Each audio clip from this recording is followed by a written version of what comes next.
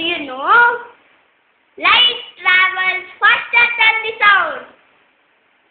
That is why we see the lightning first and then hear the sound of thunder.